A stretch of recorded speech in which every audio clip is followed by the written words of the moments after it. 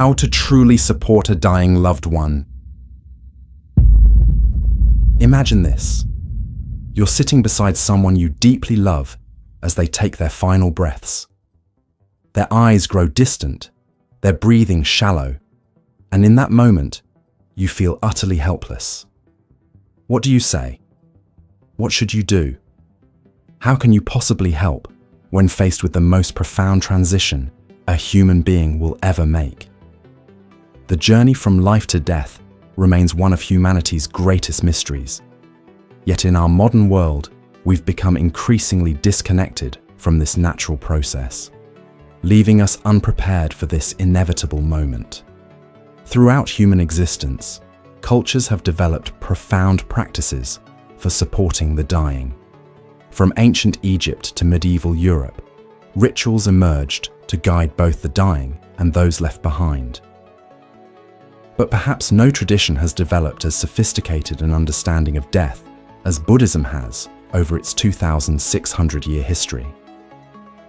Within Buddhist philosophy, death isn't seen as an ending, but rather a transition, a doorway through which consciousness passes on its continuous journey.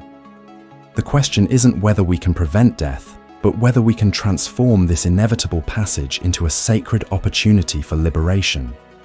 This understanding isn't merely philosophical, it's intensely practical. When someone is actively dying, our actions, words, and even thoughts can profoundly influence their experience and what follows. Yet, in our grief and attachment, we often do exactly what Buddhist wisdom cautions against.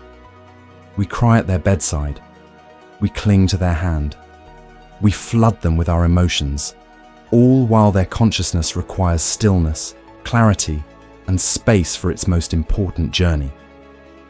The paradox is this: the very things we believe show our love may actually create obstacles for the person we're trying to help.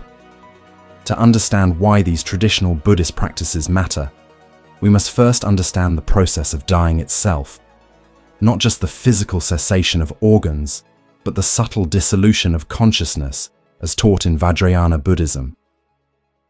Let's explore how consciousness transitions at death, and more importantly, how we can help someone navigate this profound passage with wisdom, compassion, and skillful means.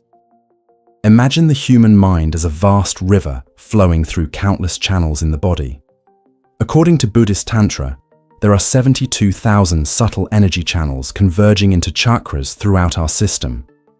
During our lifetime, consciousness flows through these channels, creating our sensory experiences, thoughts, and emotions. But what happens when we die? This is where Buddhist understanding offers remarkable insight that modern medicine is only beginning to appreciate. Death isn't instantaneous. It's a process of dissolution. First, the 5 cognitive powers begin to dissolve one by one. Sight fades, hearing diminishes, smell disappears, taste recedes, and physical sensation numbs. Yet remarkably, even as these senses fade, consciousness remains. The subtle mind continues functioning long after clinical death has been pronounced. This isn't mystical speculation. Hospice workers regularly report that seemingly unconscious patients respond to voices, music, and presence, even when unresponsive by medical standards. The winds or energies that support consciousness gradually withdraw from the extremities, gathering toward the central channel of the body.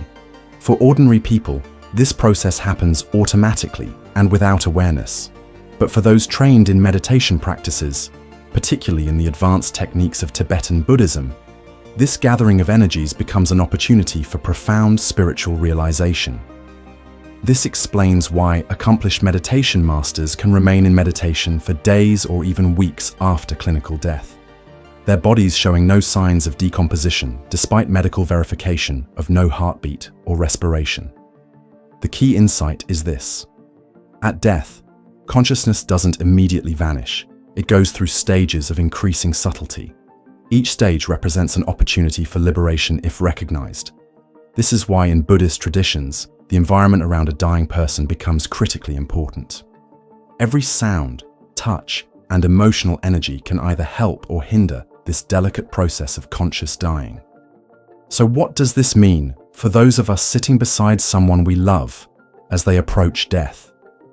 How can we truly help, rather than hinder, this sacred passage? The traditional approach might seem counterintuitive to modern sensibilities, yet it emerges from thousands of years of close observation and practice. When someone is actively dying, the greatest act of love isn't to cling, but to create space. First and foremost, Buddhist wisdom teaches us to maintain a peaceful environment. Loud crying, emotional displays, and physical interventions that aren't medically necessary can disturb the dying person's consciousness as it naturally withdraws. Instead of clutching their hand and begging them not to leave, sit quietly nearby. Instead of projecting your fear and grief, generate thoughts of loving kindness. This doesn't mean becoming cold or detached. It means channeling your love in ways that actually benefit the dying person, rather than burdening them with your attachment. For Buddhists, this means gently reciting the names of Buddhas, teachers, or sacred mantras that were meaningful to the person during life. If they practiced with a particular meditation deity or Buddha, remind them of their practice. If they followed another spiritual tradition, recitations from their own faith can provide similar support. The goal isn't to convert anyone in their final moments, but to provide familiar spiritual anchors as consciousness navigates unfamiliar territory. Remarkably, advanced practitioners can predict their own death with astonishing accuracy. Throughout Buddhist history, masters have left precise instructions about when and where they would die, and even details about their future rebirth. Young children recognized as reincarnations often display uncanny knowledge of their previous lives, recalling names of students, recognizing belongings, and even speaking in ways characteristic of the deceased master. These documented cases suggest consciousness continues its journey with far more continuity than materialist views would suggest. After physical death occurs, the subtle consciousness may remain connected to the body for a period. Buddhist tradition teaches that for accomplished meditators, this connection can last for days as they rest in profound meditation states. For ordinary practitioners, it may be shorter but still significant. This is why Buddhist traditions advise against immediately moving or disturbing the body. If possible, allow the body to rest undisturbed while continuing peaceful recitations nearby. When the subtle consciousness finally departs, tradition teaches it can exit through different openings in the body, with the crown of the head being most auspicious. This is why in Buddhist practices, a teacher or practitioner might place something sacred on the deceased's head, not as superstition, but as a final act of spiritual guidance, drawing consciousness upward toward fortunate rebirth realms. But here's the paradox that challenges our understanding. While these practices matter greatly, they matter most when established during life, not hastily applied at death. The greatest gift we can offer someone isn't just a peaceful death, but a life lived with spiritual awareness that prepares them for this transition. If someone practiced meditation, lived ethically, and developed insight during life, these qualities naturally manifest at death. The continuity of mind doesn't suddenly change. It deepens and reveals its true nature. So what does this mean for us, the living? How can we navigate death, both our own inevitable passing and that of those we love, with greater wisdom? The answer lies in understanding power differently, not as control over death, which is impossible, but as mastery of our relationship with impermanence. Buddhist wisdom teaches that death isn't a failure or an enemy to be conquered, but a teacher that can awaken us to the preciousness of each moment. The greatest misunderstanding about death in contemporary society is that it represents an ending, the cessation of everything a person has been. Buddhism offers a profoundly different view. Death is a transition, not an annihilation.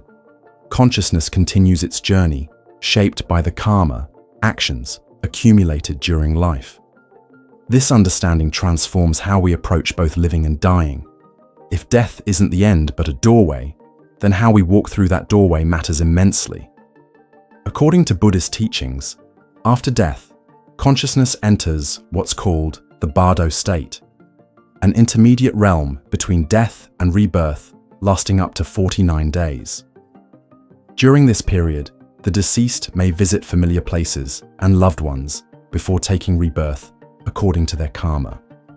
This is why traditional practices include 49 days of dedicated prayers and offerings for the deceased.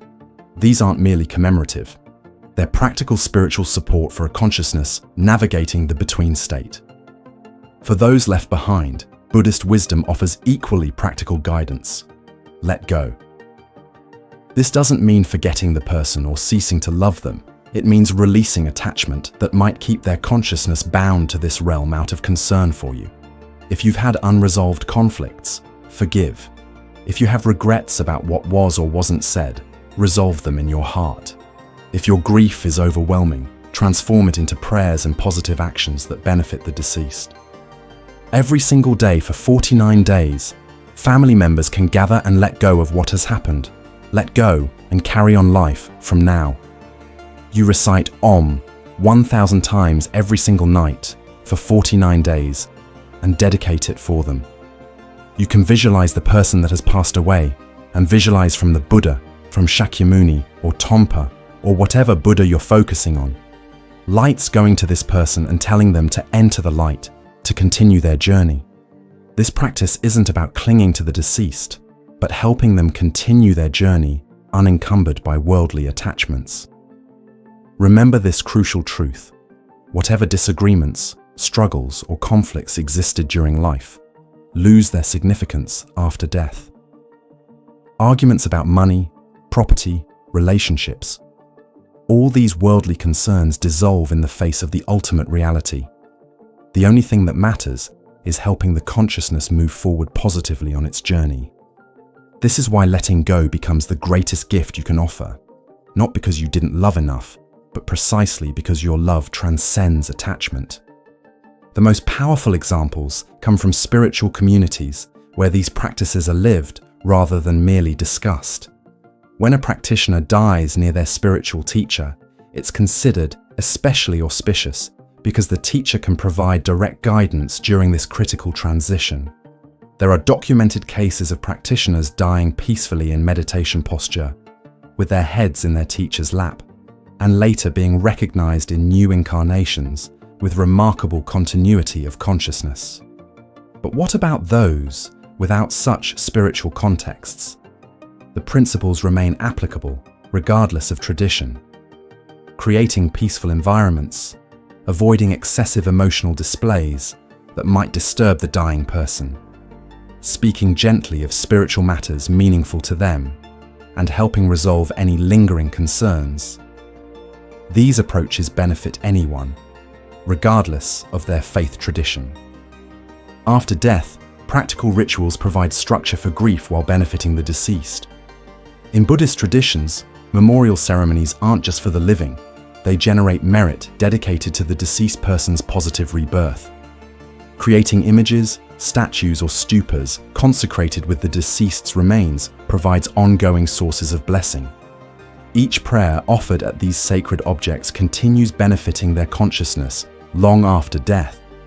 Traditional Buddhist practices also include using a portion of the deceased's possessions for spiritual purposes, offering to monasteries, sponsoring prayers, creating sacred objects, or helping those in need. These actions transform material attachments into spiritual merit that follows consciousness beyond death. Rather than keeping possessions in untouched shrines, transforming them into causes for spiritual benefit honors the person's journey more profoundly.